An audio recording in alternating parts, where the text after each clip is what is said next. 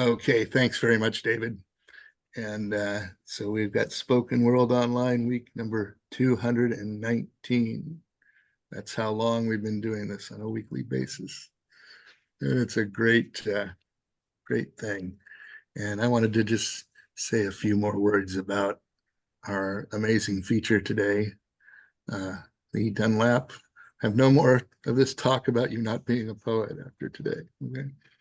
Um, and Lee Dunlap, who's I know as Chip, and many of her family and friends do. And she's one of my dearest friends of this millennium. And we worked together in the Business Wire newsroom for 20 years. Oh, And wow. the coincidences and synchronicities surrounding our meeting and everything in the years since have been enough to make me seriously doubt nihilism, that along with other things. I don't see that this is a nihilistic universe, or else there's no way to, there's got to be something going on uh, behind the scenes, or else all those synchronicities don't make sense. And I don't have time to go through them all now, but I'm glad to share those uh, with Lee, with Chip. And I'm going to start with a couple more short poems of hers, which I had the wisdom to publish in the Roarshock page long ago. And these ones are attributed to ND, which that's short for Nancy Drew, which is another one of Chip's many pseudonyms. So this is first one's Pumpkinhead. My nose has fallen off and my eyes have dropped inward.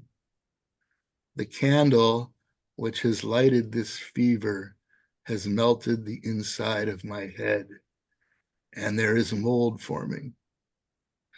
Outside, the moisture of rot has slid down my being, and spores are thrown out to unsuspecting trick-or-treaters. I have fallen in.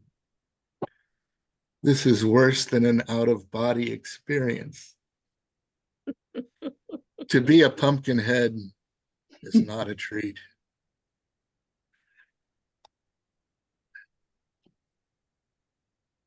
And we'll conclude our Lee part of the evening with this short poem. Last two emails received. Free debt reduction and Jesus saves. A wholly new concept in banking. So now this is my piece for the afternoon, also from the Roarshock page. And after I read, I'll put the links to the text in the chat. This says, Silver Creek Memorial Day Horseshoe Classic.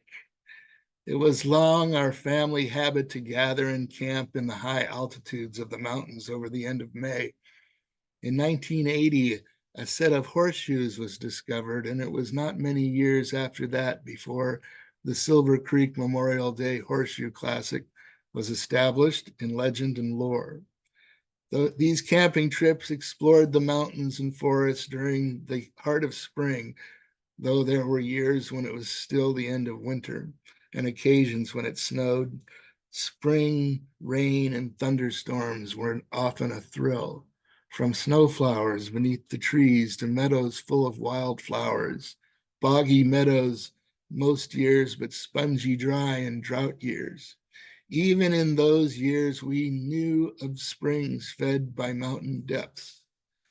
Our camp was on the eastern slope of the mountains, drier than the west side. It merged with the vast Great Basin of hot, dry air and winds.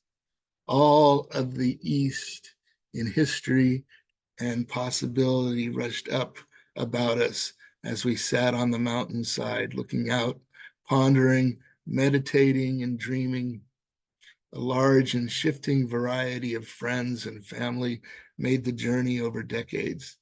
The clang of the old horseshoes became familiar like birds and squirrels, water running down the mountain, wind through the pines, and the laughter of children and adults.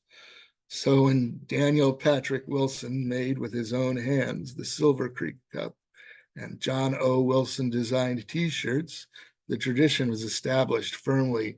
And even if it did not go back generations, it did go forward generations. In fact, it became another marker of cycles, of the passage of years through time. We always sang the national anthem before we commenced. The tournaments were playful and lighthearted, and the years-long competition for the cup between Daniel and Jono never displayed the slightest hint of pressure. Those two traded the cup back and forth over many years, and no one else ever even got close to winning it. But the matches were all sincerely hard-fought and seldom easily won. The hearty communal dinners, feasting on Helga's stews with dumplings and all kinds of salads and sides, or steaks, chops, and chicken on the grill. The year Tom Phipps brought a pot of his famous gumbo will never be forgotten.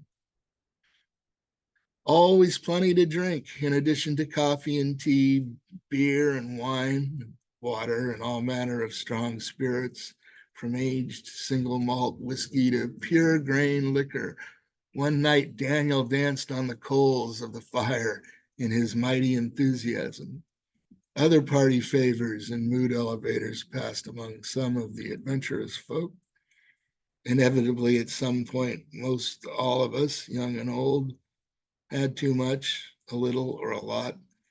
But it was all in good, clean fun and educational, too. And a few hours staring up at the stars or a good snore in the tent, and all was well again. We remember just some of the whimsical names from a few of the tours. Select Silver Creek tours through the decades. 3 days in the tent without batteries tour. Helga kicks Cliff through the tent. Cliff nearly kills Dan. Dudley Do-Right and the Meat Cutters Convention. The Everclear tour. The Wall of Gumbo tour. Not to be confused with the Break Like the Wind tour. Stinking up the great outdoors. The Special Bacon tour. Termites will eat you if you are made of wood tour. What do sharkies look like? No rain, no mittens, no Jackson's tour. 5 or 4 times tour. Cup holder ballet tour. We are all just visitors in Juliet's world. We are still here tour. Now everything has changed and transformed over many ages, many friends and loved ones scattered, and some of our dear ones now with the dead. Cycles turning around, just like they always will. The new generation comes on the scene, and we shall see how they throw the shoes. Thanks, everybody, for listening to me.